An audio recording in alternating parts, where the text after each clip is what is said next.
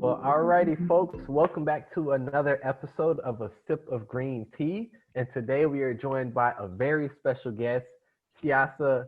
All right, forgive me if I mispronounce your last name, but Mutunki? Mutunkei. Mutunkei. Well, Yeah. alrighty, thank you so much for being here today, and I'm really excited to talk to you. And I was just looking through, all of your work and everything that you've done, and you've done like so much work. I mean, you're known as the wildlife warrior. You started your own foundation, Teams for Wildlife. You've been accepted to the African Leadership Society, is that or African Leadership Okay. Academy? Yeah, Mm-hmm. and then I mean you've spoken at conferences and it's just like so much that you've done. So Thank really you. before I asked any questions, I really just wanted to start with like, what's your story and how did you come to the conservation field and decide that this is what you wanted to do? That's a great question. So I would say, I mean, I always say that I've always had a love for animals and wildlife. And I think that's definitely to do with my tribe. So I'm a Masai and Kikuyu, and specifically the Masai people are known for how they love it for their love for their animals, especially the cows, which is like a sign of wealth. So from there's been that like love for animals and care for them. But it became a thing. Wildlife and conservation became a thing that I wanted to pursue as my career when I was about 14 years old. And the significant moment and the event is when I visited the Nairobi National Park. And so we have an elephant orphanage, the David Sheldrick Wildlife Trust. And right when we've gone, we saw the little baby elephant. It's something I really wanted to do. I was super excited. And when we're walking out, there's a big banner and it says 96 elephants are killed every day in Africa. And I was so heartbroken because I'm like, I've seen these baby elephants. They're so majestic. They're so cute and adorable. And first of all, I didn't know that we lose those many elephants in Africa. And why is it that people are not talking about it? And so that's my mom just asked me, like, what are you going to do about it? And so after that, I was like, oh my days, I need to tell my friends, I need to talk to young people about it. How can I get other young people like me at the forefront of these conversations and fighting for wildlife? And so that's when I really started Teens for Wildlife, which is a movement that I created, a platform for African youth to bring forth their ideas on how we can conserve our wildlife. And through that, I always say, teaching. So by teaching other young people about the importance of wildlife, they learn to love them, and you do anything to protect what you love. And at the end of the day, our majestic creatures, our wildlife, which is such a big part of our African heritage, get to roam on, the wild lands in our countries and on the continent and in the world as a whole. And through that, we're protecting millions of species. So yeah, that's how it started. Gotcha. And yeah, that's a really important point because here in the US, we don't hear too much about like the ivory trade and the extinction of animals, basically either for hunting, for sport, or for collecting furs or things like that. Like, we'll hear stories about them, but since we don't really have like that many animals on our continent that's like really hunted like that, I feel like there's a pretty big disconnect where you can just kind of like turn that off and just go about your life and just forget completely about it. But it like every time I see the numbers on like the amount of animals that are affected by hunting for game or for sport or collections of their materials, it's just like, wow, that is a lot of animals that's getting affected for basically vanity. Yeah. And there's no reason that this has to be done. But I feel like there isn't enough conversation about it. As much as we do talk about the environment, I do feel like a lot of times, animals and wildlife end up taking a bit of a back seat. And I feel it's really important that we remind that, we have to share this planet, not only with the flora, but also with the fauna, and that it's all part of a very delicate balance that we need to maintain. And going forward, where I think we might start seeing the consequences of some of these actions, really soon. Um, and just trying to understand, especially from young people's perspectives, like what we can do going forward to try and like, you know, improve on what we did, or just, reduce the damage that we've already caused. Exactly. Um, and my next question for you was, how has the connection with young people gone? Has it gone over like really well, where you felt like a lot of young people are just like already on board, ready to engage with you, ready to do whatever they can? Um, you actually tapped on something when you were talking about how there's been that disconnect, and so that's where I felt that was the root cause of the problem. There's been that disconnect between humans and wildlife, and a lot of people have perceived it to be, especially on the continent, has been perceived to, the tourists are the only ones who come and see the animals. So we people like Kenyans don't necessarily go to the national parks, and because it's always perceived as a white man's thing, and it's always perceived as this is something not for us, this is something for our tourists. And that's why there has been that disconnect between young people and the wildlife. But I think I have gotten a lot of people supporting. Once they hear about the numbers, they're like, what? Because, we're seeing posters, we're seeing t-shirts everywhere we go. There's always an animal logo somewhere. So people think that, we still have these animals, we still have the lions and stuff. Then we hear, in Kenya we only have 2,000 lions. You're like, what? How is that even a thing? And so there has been a lot of young people backing us and saying, hey, I want to be part of Teens for Wildlife. What do I do to join? And it's like, you don't even have to be in Teens for Wildlife. You could start your own like wildlife club. You can be the person to, start a conversation.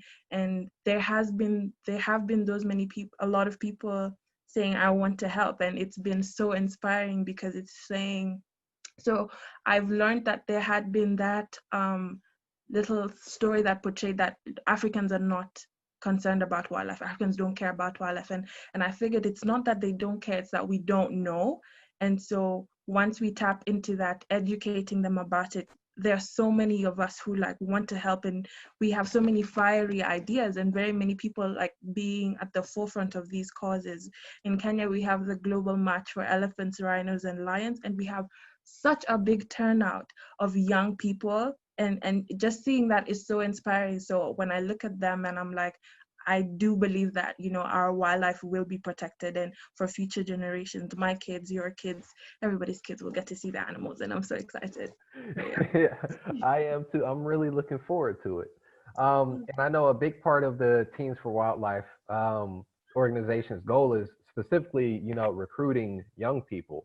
Were there like a lot of efforts being made before you made your organization to like get young people, or was it, mainly like the same faces? Um, so what I would say is that I think there were different organizations who were looking to reach out to young people but didn't know how. And so for Teens for Wildlife, I think, which is one of our strongest points, is that we're a youth-led movement. And so we know who to tap into, we know how to get people involved, instead of having organizations who are, much older than us, trying to figure out how can we get young people involved. So I would say definitely Teens for Wildlife has helped put the young people at the table, especially when it comes to decision making, and just trying to make room for us young people in these decision makings and things to do with wildlife. How can we, because I think at the end of the day, in the future, we're the ones who are going to be most affected, and we're going to be the ones in these decision making roles. So why not start now? And so Teens for Life, what we've been able to do, I wouldn't say before we were as strong as we are now. I think we've been able to make that playing field and say that, we do have a voice, we do have ideas of our own, and we want to share them and help the animals as a whole. Yeah. And I think if Anjali were on the call, she would greatly agree with, the part where you said that, other organizations just don't know how to recruit young people. Because I know she's said a number of times that she's had other organizations like ask her, like, what's our secret sauce? How do we get these young people engaged?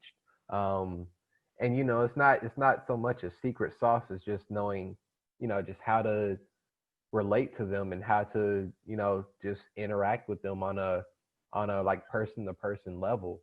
Mm-hmm. And then like you said, like when you bring this knowledge, you find that a lot of them get really on board with it and are, just ready to go, ready to help out and engage. Yeah. And so I wanted to ask you, how did that process of building up teams for wildlife from when you first started to now, like what was that process like of just like expanding your reach and increasing the amount of young people that you could interact with? Mm. I think that's been the most inspiring, and at the same time challenging, I would say. It challenging because I think, I mean, we are working on it. Specifically in Kenya, we don't have that space where, the older generation are looking at us like, what are you doing? Like, you're not supposed to be in these events, and these events aren't made for you. Why are you speaking up? What are you talking about? You don't know things. You're too young. Um, but despite that, it's so inspiring to see with, I mean, being able to visit different high schools, having events where I'm talking to young people, where they do have like strong, powerful voices, and they do have brilliant ideas. And I mean, I think these are so transformative, very transformative ideas, and being able to see that, hey, we do have, things that can change the way of how we are handling our wildlife sector, how we're handling our environmental sector, and these ideas can really transform, and pave a new way of how we're caring for our wildlife and our environment if we just listen.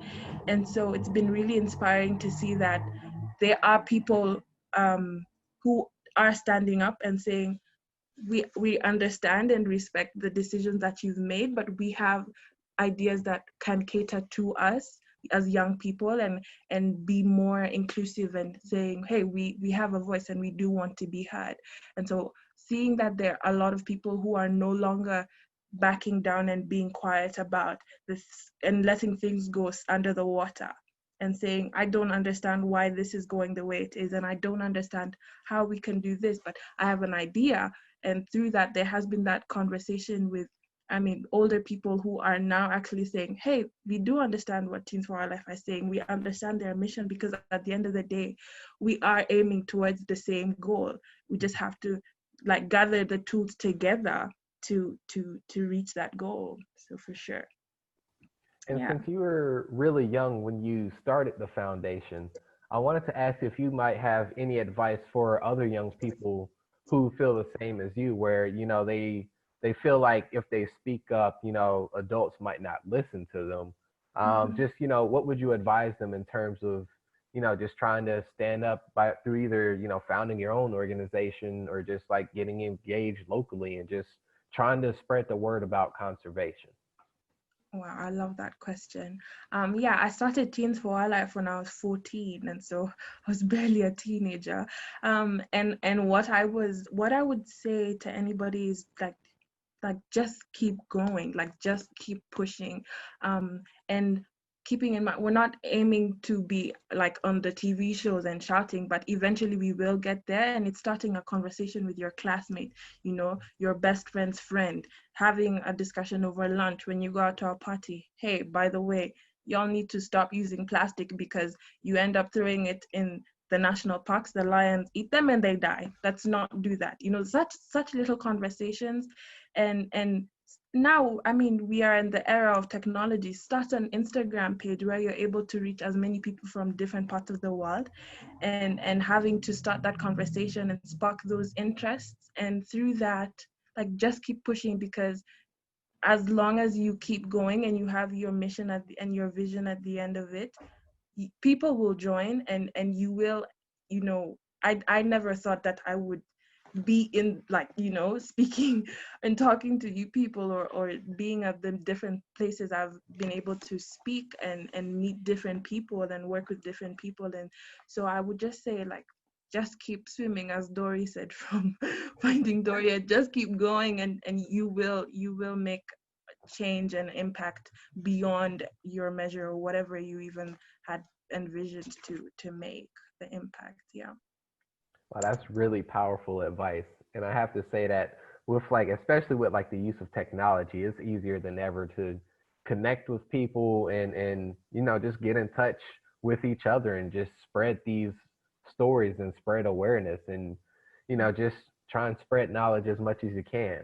So I really appreciate you for giving people that advice because I feel like that's something that a lot of young people are probably thinking about, but just might not know how to take that first step in terms of, standing up and becoming a leader within their community.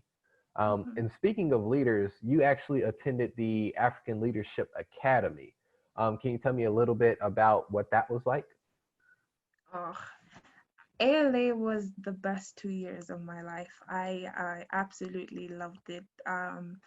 And actually, the reason why I applied to the African Leadership Academy was I envisioned it as I'm in a space where I have future leaders from all across the continent, who will be able to transform Africa. And by tapping into this is a place where I'll meet different people in one sport, in one place. And so from there, having conversations about, how does conservation work in Botswana? How is it in Nigeria? How is it in, Tunisia? By tapping into that and being in that space, I opened my lenses because all I was focusing on is Kenya, really. And so changing it from Kenyan youth to African youth as we coming together, because I always say, these animals are Africans too. What makes me African is I was born in this continent. The blood in my veins is from Africa. The lion was born on this continent, that giraffe, that elephant, and all these. So these animals are African too. And I think by going to ALA, I think I was, what a lot of people have said to me now is after like having conversations is when they went back home, hey, I visited a national park, Tiassa. Some people had never even seen animals in the wild until I was like, did you guys know we lose 96 elephants? And you're like, what? Now I want to go check what's my country doing about it. And through that, these are the future leaders of the continent. And so I definitely believe that planting that seed of we must do something, and how can we protect our animals, the conservation sectors in the various countries will be strengthened and much stronger. And maybe in some of the countries they haven't even really been focusing on the animals in their countries.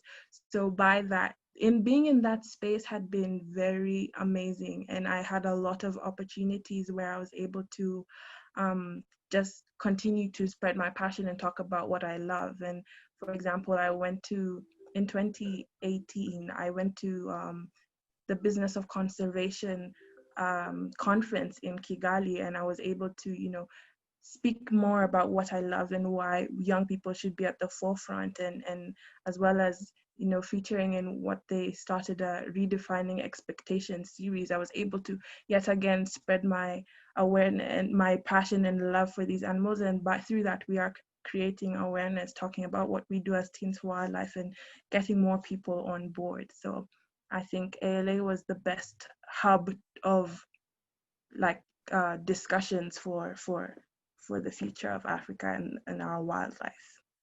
Yeah, I remember reading their website and just, seeing how their mission is basically, bringing youth leaders such as yourself together, and really just like providing that space for you all to connect and communicate with each other and essentially establish that network for you all to grow your organizations and your work. And I was blown away. I was like, wow, that is really powerful. And that is going to be something that's really helpful for the future of the continent. And just hearing you be able to talk about how it helped you grow from just focusing on Kenya to focusing on the whole continent. I mean, that is awesome. That is really awesome.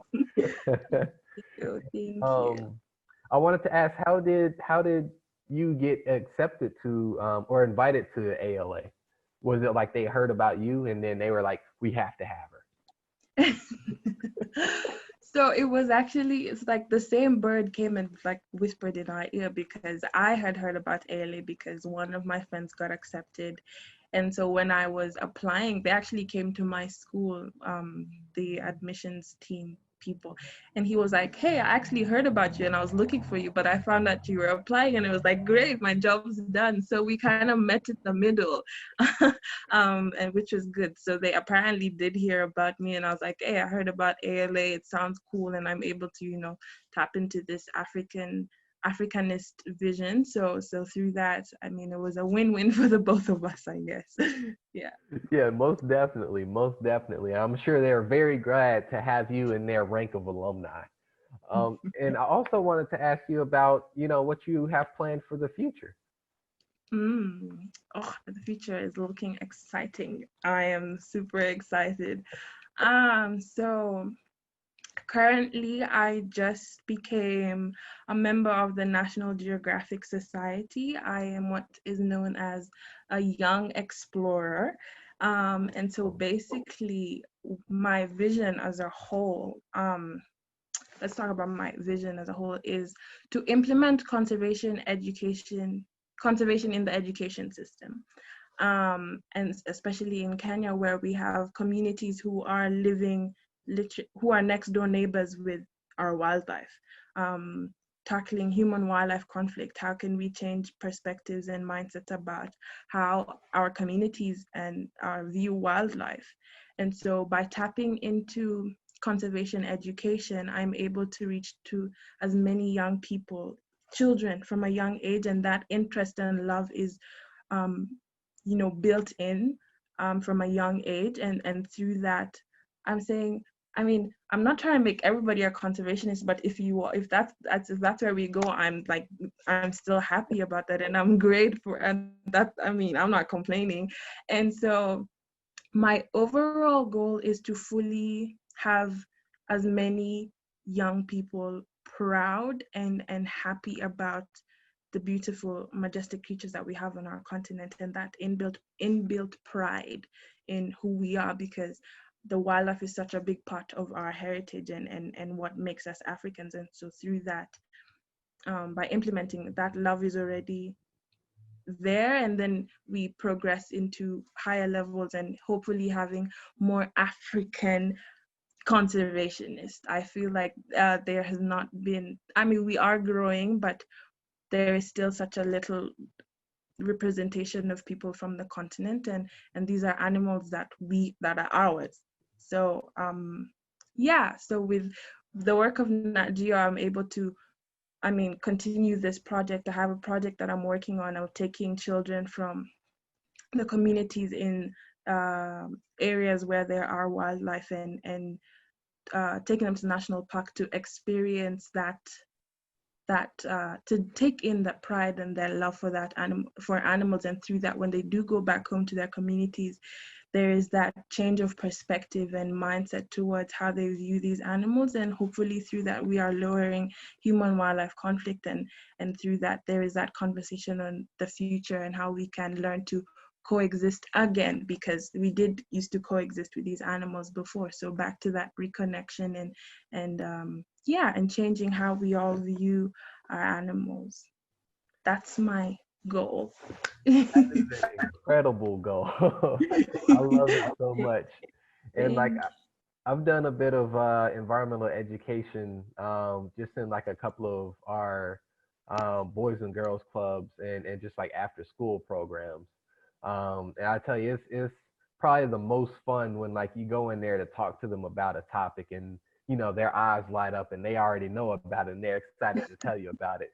you. And I think taking that next step of really just being able to like take them to these places where they can like see the wildlife and see all the plant life, and like you said, just learn to fall in love with it and learn how to coexist with it. Mhm. Because it really is something that I think starts young. And if they learn to love wildlife when they're young, then you don't really even have to do any work when they're older, because Ex- they already know to like take care and coexist peacefully. mhm. And I'm really excited to see where this program goes and just like the future of your conservation program on the continent, because I think it's gonna turn out some incredible results, and I know the kids are gonna love you for it. Thank you. Thank you. That means so much. Yeah, and Yero, did you have any questions? Absolutely. In a time like this, Tiassa, I just wanted to ask, how do you face your fear while pushing your message and still encouraging your peers? I know it's really important to connect to wildlife. So how can you encourage your peers to connect to wildlife in a time like this? Wow. Um, I think in anything and everything that you do, there is a way you can advocate for wildlife. I recently just was speaking to my cousin's really into photography, and I was like, hey, why don't you, take pictures of wildlife, go to the national parks, take these pictures and post them on social media. And she's been able to, advocate for wildlife through her photography and talking about the importance of wildlife through photography. And in anything that you do, I have, so my younger brother, who I'm just gonna say, y'all think I'm amazing, you should see my brother. My younger brother, he is actually, he's a what am I going with this, he plays football. So for every goal that he scores, he plants 11 trees. And so he started his own initiative, Trees for Goals, where his passion for football is still tapping into conservation and the environment. And it's really amazing. And so it's just saying, in everything and especially in these tough times where we're looking for, something to hold on to, the little hopes, we have, looking at how we can, just looking for new ideas and new things to tap into. And I think in everything that you do, be it art, paint a giraffe and say, hey, this is a different type of giraffe. And in everything that you do, there's a way you can tap into conservation. And I think that's my goal, and that's my mission, is at the back of everybody's mind, there's how can I help protect our environment, how can I conserve our wildlife, and through that we're helping ourselves basically, and the environment and these animals in these spaces. Awesome. I love how you tied in your family, both your cousin and your brother. I think it's super important to incorporate family when you're going out and doing these types of things. It's not only important in the work, but how do you organize your family and people around you to get out to national parks or state parks, even if it's just to be in the space? That's a great question. So my family have been so supportive throughout my entire journey, and it's been in different things. So for example, my 14th birthday was a wildlife party, and we went to the national park, and then we went to a domestic animal center, a rescue center, and so I would say we're pretty adventurous and try our best to go out and explore Kenya as much as possible. But it's definitely, I think what we do is, in my family, we do uplift people and their passions and encourage them in whatever we do, and through that there's that support. So I and plus they also do love the animals, and so I'm not necessarily like begging them to go to the national park. They're like, hey, let's just go. We have Nairobi National Park. We're the only country with a park in our capital city. So, we just go out for a little drive, see, lions. That's always fun. See some giraffes and have fun, see some zebras, and we move on. And we're like, that was cool. That was cool. We took pictures, that's a good Instagram story, and we're good to go. So yeah. That's incredible. That's incredible. And I feel like really just like when you go with your family, it's like it's the most fun that it could be. Yeah. And when you all learn to love wildlife at the same time, then you just have an even deeper appreciation for it. So yeah, I just want to say thank you so much, Tiassa, for joining us today. This has been an incredible podcast, and I love, love, love when we can speak to young conservationists and just learn more about what they're doing and what they're planning for the future, because it's really important, like you said. for young people to get involved with it because, you know, it's the future that we're going to inherit. So I'm really looking forward to seeing your work in Africa just continue to grow and blossom. And, you know, I might have to come down there at some point and visit. You're welcome. Because I would love to go see some of y'all's wildlife myself. Thank you. Thank you. This was amazing. It was so great to meet you guys. Thank you so much. It was great to meet you too. And thank you everyone for watching another episode of A Sip of Green Tea. And I will leave a link to Tiassa's biography in the description below so that you can check out her amazing story. And I'll also leave a link to Teens for Wildlife so you can see what the organization is doing. Please check it out. They are doing amazing work, and I think you'll really love reading about it. All righty. Take care, everybody.